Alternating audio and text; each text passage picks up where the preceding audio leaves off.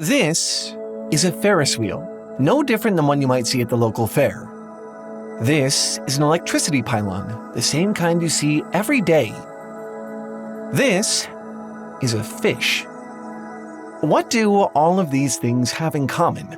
I'll give you a sec. I wouldn't have been able to spot it at first either. Are you ready? These are all angels. Not a Ferris wheel, a transcendent being disguised in steel beams and colorful lights, here to enrich itself in human culture. Not electricity pylons, a divine manifestation so recognizable to so many, it's almost cliché. Not a fish, an angel dancing in a beam of light.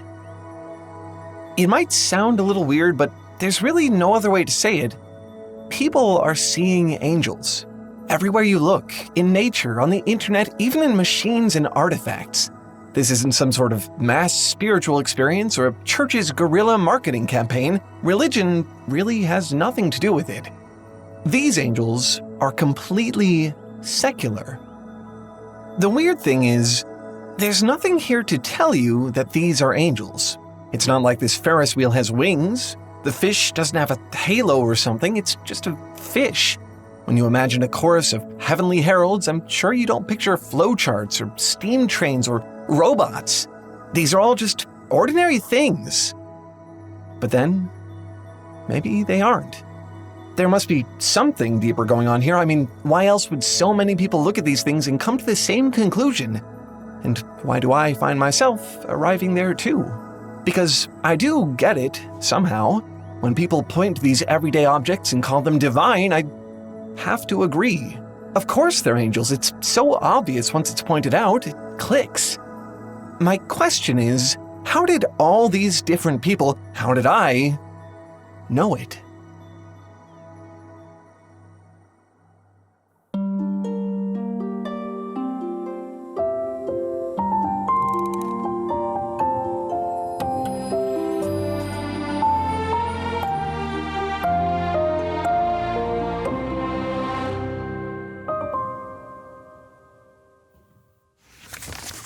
Okay, really quick, I just want to share something with you that I'm really proud of.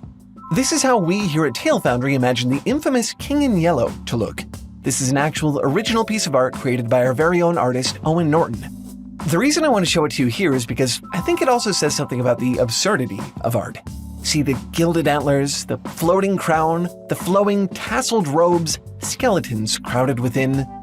There's just something so resonant about this figure and about how artists are so drawn to it. We just had to try and capture that. And you could capture it too. We have prints available at thetailfoundry.com/store. They're only $20 each, and every one you buy helps us make these videos. Again, just visit thetailfoundry.com/store to get yours. I can't promise you won't go mad looking at it. It's just a risk you'll have to take. Now, back to the video.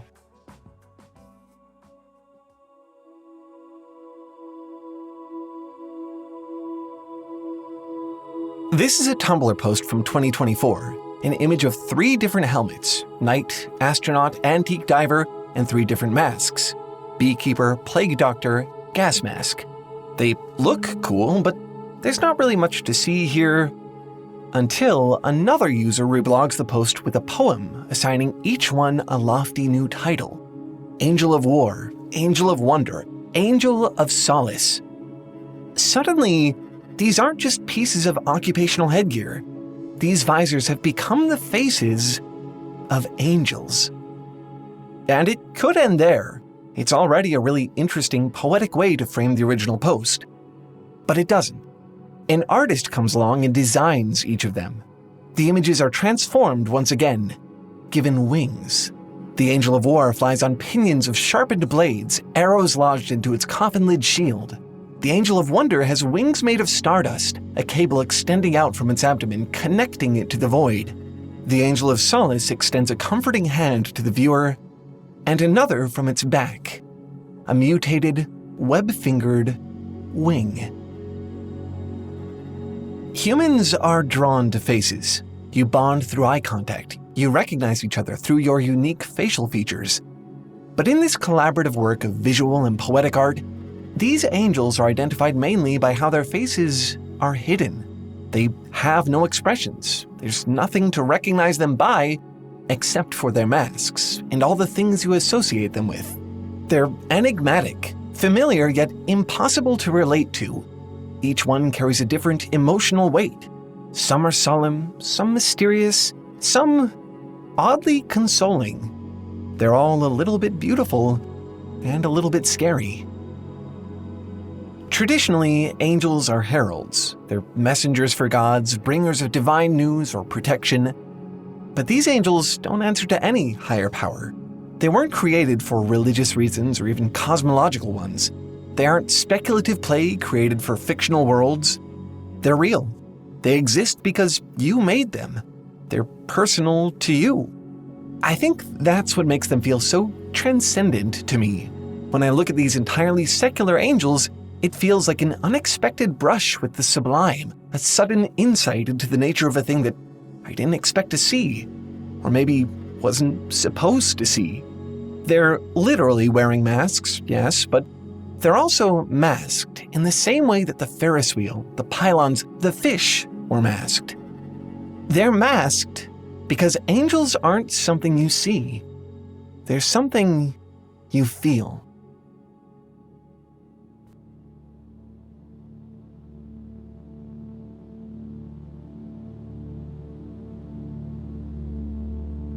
This is an art piece by YouTube sculptor North of the Border. Just take a second. Get a real good look at it. It's a big ball of flesh covered in eyes and teeth. Its enormous hands extend on either side of it like wings. Yes, that is hair. It's called the biblically inaccurate angel. This is very clearly one of those art pieces designed to be ugly on purpose. That's the point. Just imagine this thing watching over you or bringing tidings of peace and goodwill towards men. As the title suggests, it's a contradiction of itself, a divine being designed to disgust you. This thing is called an angel, but it's definitely a cosmic horror. You've probably heard the term biblically accurate before. It's been a popular meme for a few years now. Real angels, the thought goes, would be impossibly weird and awe-inspiring. They'd be entities made out of concentric rings and infinite eyes and multitudinous clusters of wings. Obviously, unless you're running away with a few lines from Revelation, biblical accuracy isn't actually the point. It doesn't take a theologian to tell you that biblically accurate things usually have nothing at all to do with the actual text of the Bible. It's more of an idea that a truly divine being would be incomprehensible. If you could actually see an angel, it probably wouldn't look much like your Christmas tree topper. It's shocking to imagine a creature that looks like this descending from the sky, instructing shepherds to be not afraid. That's the joke. And honestly, it's a pretty good one. You can add biblically accurate to just about any word in a search engine and find results. Look, here's biblically accurate SpongeBob. Great. What I'm trying to say here is that accuracy isn't a literal term here. It's more of a shorthand to the ineffable, a way to acknowledge that behind pretty much everything you can think of, there's something grand, transcendent, impossible to explain. To some extent, things are what they look like. I can pretty much expect that a fish is going to act a lot like all the other fish that I've seen. But what happens when, just for an instant, you see past it to something greater, when it looks like more than a fish to you? There's a space between seeing the fish's form and the incomprehensible murky thing that it means to you. That thing, that specific fishness, will always be out of focus, impossible to articulate. So if you want to describe what can't be described, comprehend what can't be comprehended, you make an angel. So, the biblically inaccurate angel sculpture. Why is it an angel? Why not a monster? Or even a god? I don't think it has anything to do with its actual features. I certainly don't see anything particularly angelic about this thing in a vacuum. I think it has more to do with the feeling the artist wants you to get from it. If you call it an angel, you give it a sort of reverence that monsters just don't really get. Call it a god, you give it too much authority. Gods tend to explain things. They come with religious practices, mythologies, sacred sites, rituals, beliefs. With angels, you don't really need all of that. you can get straight to the feeling of spiritual elevation without having to worry about all the complicated questions. I called angels messengers earlier. This is true throughout a huge variety of religious traditions in one form or another. They act as emissaries. They're conduits between the world of humanity and the divine. In that context, using the word angel for these creations makes a lot of sense. People often use religious metaphors to describe their wonder and awe. It would be impossible to count the number of torments people liken to hell. We did it in a video not long ago. People who reach the heights of human reputation, they're called idols. A particularly good slice of cake? Heavenly. What better metaphor for feelings you can't put into words than the ultimate ineffable, the divine? I think this is one of the levels on which secular angels really work. It's not an accident that they don't answer to a god, that they aren't beholden to a cosmology. I think the inaccuracy is part of the package. That exact lack of rules or specific identity is, in these rare moments, what allows them to become angels to you. You create them to express the otherwise inexpressible experience of the transcendent.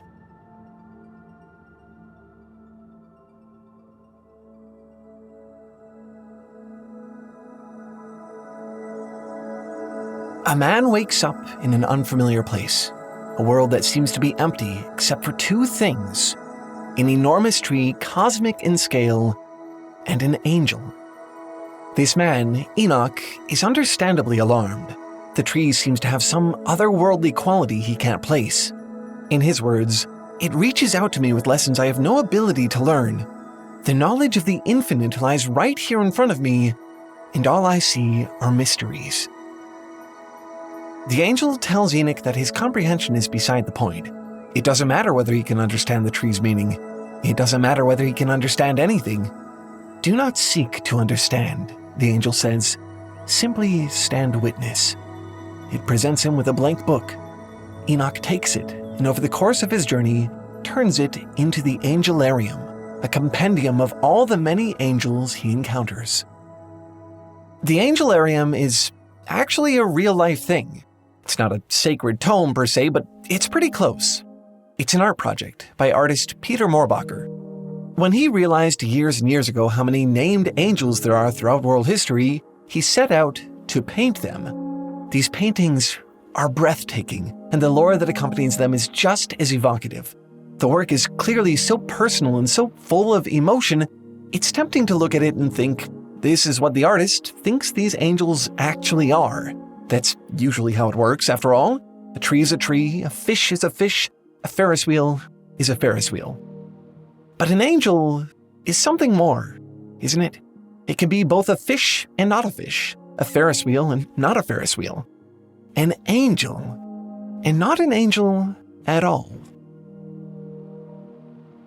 Moorbacher isn't claiming that these angels are out there somewhere presiding over everything in faceless masks and wings made of paper. Angelarium isn't a religious text and doesn't try to be. It isn't here to describe an actual organization of the cosmos. Instead, it describes a subjective one, the cosmology of the artist's experience, the inner universe of a single individual soul. The feelings, perceptions, all of the experiences everyone has that simply defy description, the things you know are real, but can't ever make objective sense of. The Angelarium has more structure than the angels you might see scrolling through Tumblr. In a strict sense, Moorbacher is world-building, but the Angelarium is less concerned with making sense and more concerned with recognition. It's a massive undertaking, driven by the same impulse behind those posts. Angelarium works for all the same reasons the fish, the Ferris wheel, the masked angels do. In one interview, Moorbacher says that people often ask whether he personally has interacted with the beings in Angelarium. His answer? Quote, "No. These images and stories are not a first-hand account of a magical, faraway place. They are a reflection of the path we all take in discovering the contents of our own hearts. In that way, I suppose I do know these entities quite intimately, even if I've never personally stood in the presence of a divine being." To me, this encapsulates the entire concept of the secular angel. They don't need halos or wings. They don't need a god or a cosmology. They don't even need faces. You know them when you see them because they descend from an authority too intimate to mistake. They are the messengers of your heart, the conduit of your own inner cosmology.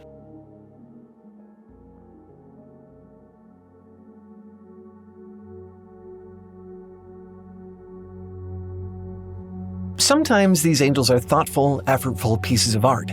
Sometimes they're jokes.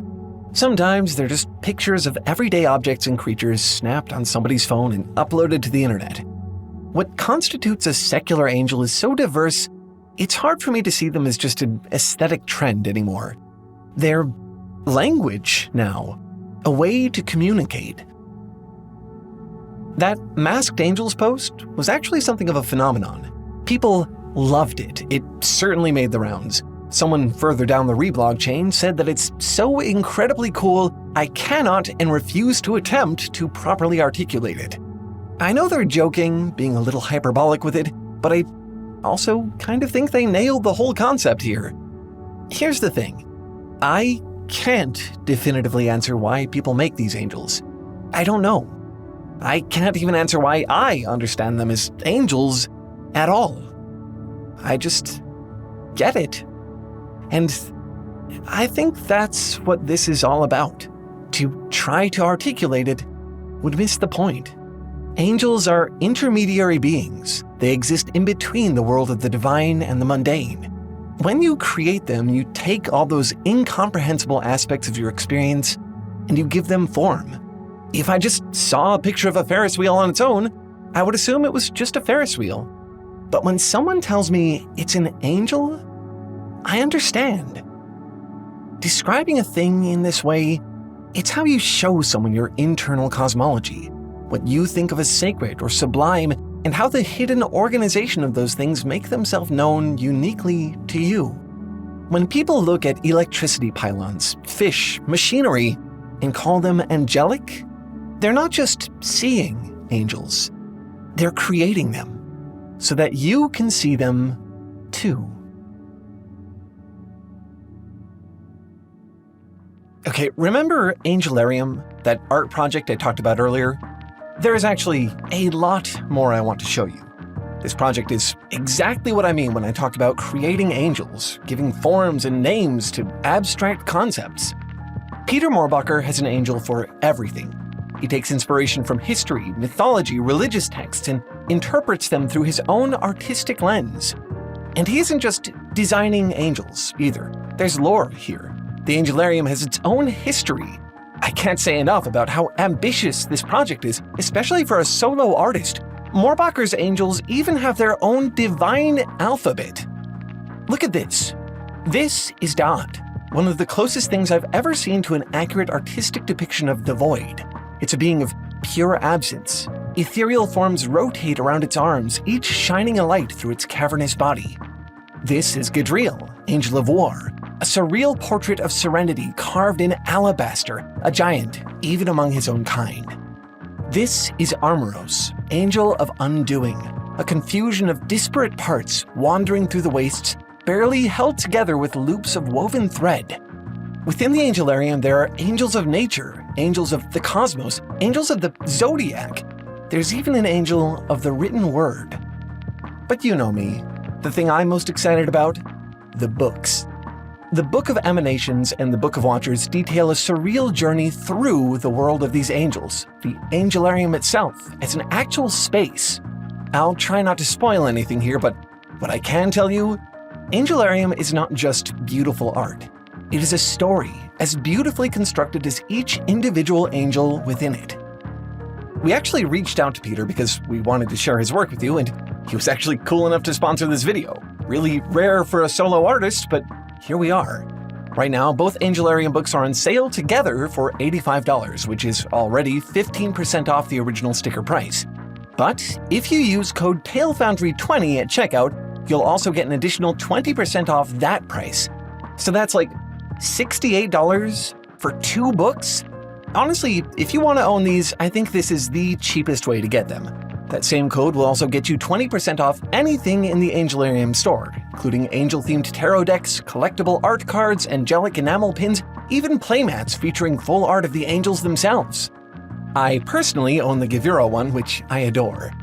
Again, visit angelarium.shop and use code TALEFoundry20 to get an additional 20% off both books when you buy them together, or anything else in the Angelarium shop. Thanks again to Peter for sponsoring this one. He's been an amazing artist to work with. Go show him some support.